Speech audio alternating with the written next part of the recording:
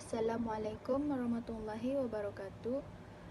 Saya Nuranisha binti Jeffrey, pemegang kad matrik 1223208, mewakili ahli kumpulan 11 ingin membentangkan tajuk kumpulan kami iaitu implikasi LGBT dan homoseksual terhadap pemikiran sosial dan gaya hidup manusia. Sebelum saya menerangkan dengan lebih lanjut tentang tajuk kami, saya akan memperkenalkan ahli-ahli kumpulan saya iaitu Adibah, Adrina, Syahirah, Asirah dan Jamalia. Pembentangan seterusnya akan diteruskan lagi dengan pengenalan tentang tajuk dari kumpulan kami. Assalamualaikum warahmatullahi wabarakatuh. Nama saya Siti Adibah binti Suhelmi dengan nombor matrik 1222481 akan membentangkan pengenalan bagi tajuk implikasi LGBT homoseksual terhadap pemikiran sosial dan gaya hidup manusia. Saban hari, gejala sosial telah menular dengan berluasa dalam masyarakat, terutamanya golongan remaja. Hal ini dikatakan demikian kerana perubahan gaya hidup dan sistem yang wujud pada hari ini melahirkan hak pembebasan bersuara yang tiada hadnya. Perubahan yang berlaku secara beransur ini menyebabkan pelbagai gejala sosial yang negatif menjadi kebiasaan dalam hidup masyarakat. Antara gejala sosial yang semakin mendominasi ialah golongan lesbian, gay, bisexual dan transgender atau lebih dikenali sebagai LGBT. Golongan ini telah wujud di Malaysia sejak beberapa puluh tahun yang lalu.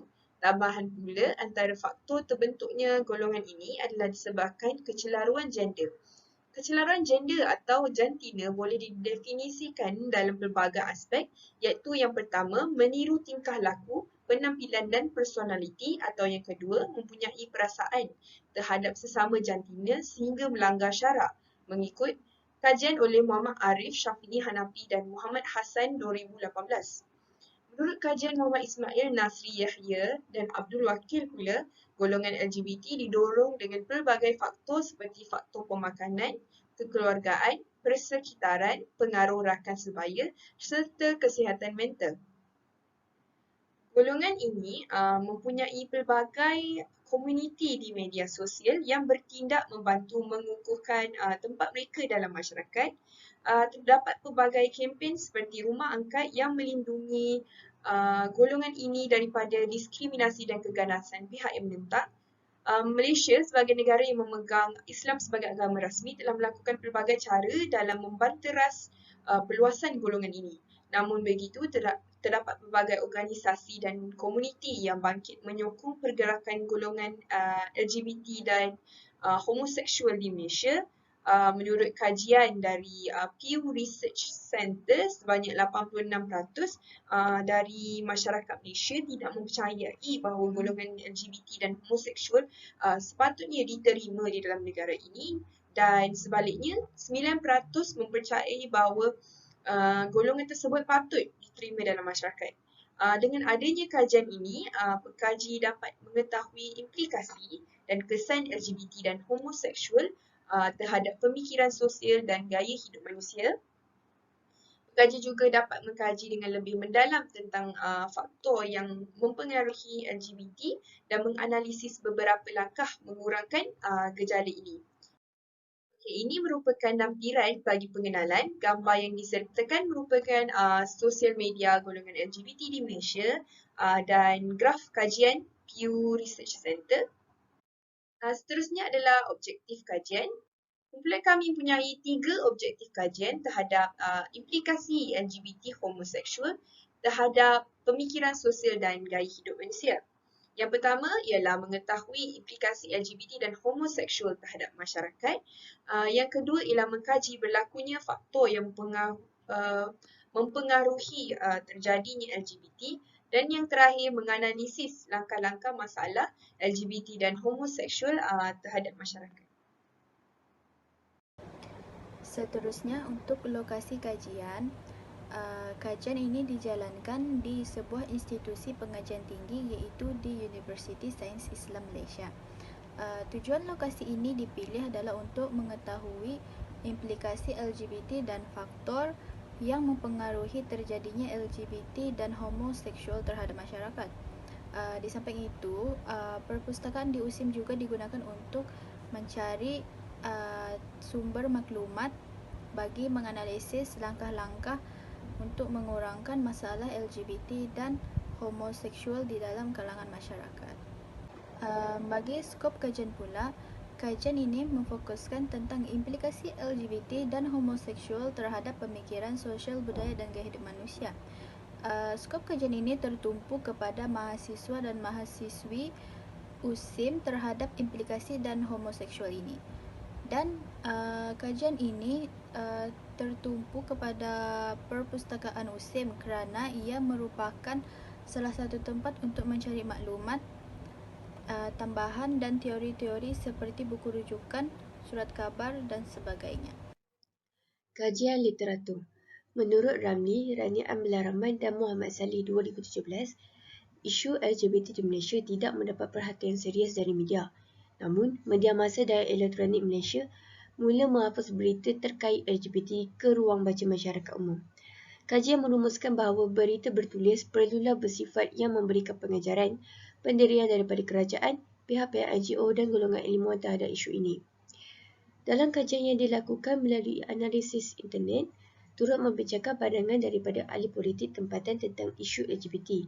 Beberapa ahli Parlimen Malaysia iaitu Datuk Tuan Ibrahim Tuanman mengesyorkan bahawa tindakan keras akan diambil terhadap mana-mana figura termasuk juga persatuan berdaftar yang cuba untuk mengiktirafkan dan memperteguhkan tabiat LGBT melalui kaedah manipulasi prinsip hak asasi manusia.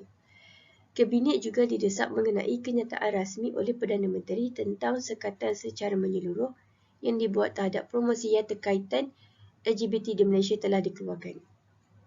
Seterusnya, metodologi kajian. Kaedah kajian yang digunakan adalah penyelidikan secara kualitatif iaitu mengkaji telah merujuk buku, artikel dan laman sesawang yang berkaitan dengan tajuk. Bahan sekunder ini dianalisis secara kandungan bagi menjawab persoalan dan objektif kajian seperti yang dinyatakan. Mengenai implikasi LGBT homoseksual terhadap pemikiran sosial dan gaya hidup manusia, implikasi LGBT homoseksual terhadap masyarakat yang menggambarkan masalah kekurangan anggota. Masalah ini timbul apabila terdapat kekurangan anggota yang boleh menguatkuasakan operasi berkenaan di samping masalah-masalah lain seperti kekurangan kelengkapan dan fasiliti termasuklah kebajikan staf yang tidak diambil berat. Faktor terjadinya LGBT homoseksual dalam kalangan masyarakat yang pertama adalah disebabkan kurangnya penghayatan agama dalam kalangan masyarakat. Walaupun pendidikan agama telah diberikan sejak kecil, namun amalan kehidupan beragama agak kurang oleh individu ini menyebabkan mereka cenderung ke arah LGBT, iaitu mereka tak dapat bezakan mana yang baik atau mana yang buruk. Okey, yang kedua adalah daripada konflik keluarga juga yang merupakan penyumbang kepada masalah LGBT. Masalah dalaman keluarga yang dialami oleh remaja yang menyebabkan mereka mencari keseronokan di luar rumah melalui perhubungan dengan rakan sejenis yang dianggap boleh menggantikan ibu bapanya. Okey, yang ketiga adalah kurangnya komunikasi dengan ibu bapa juga yang menyumbangkan kepada masalah ini serta kesibukan ibu bapa yang bekerja dan kekurangan masa yang diluangkan dengan anak-anak. Seterusnya adalah langkah mengurangkan masalah LGBT homoseksual terhadap masyarakat. Yang pertama adalah dengan mengadakan kempen kesedaran untuk membanteras amalan lesbian, gay, bisexual dan transgender. Yang kedua adalah dengan mewujudkan pusat tahanan dan tempat pemulihan kepada golongan LGBT ini. Pusat tahanan dan pemulihan yang diwujudkan khas kepada golongan LGBT ini adalah untuk bertujuan merawat dan membimbing golongan ini ke arah kebaikan, kerohanian dan kesejahteraan.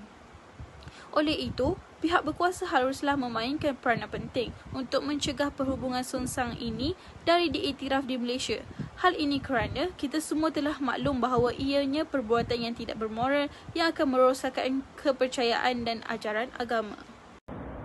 Baiklah, akhir sekali apa yang dapat saya simpulkan dari hasil kajian kami ini adalah golongan LGBT ini sememangnya wujud di seluruh dunia, bahkan ianya sudah pun wujud di zaman Nabi Nuh alaihissalam pada tahun 1800 sebelum Masihi.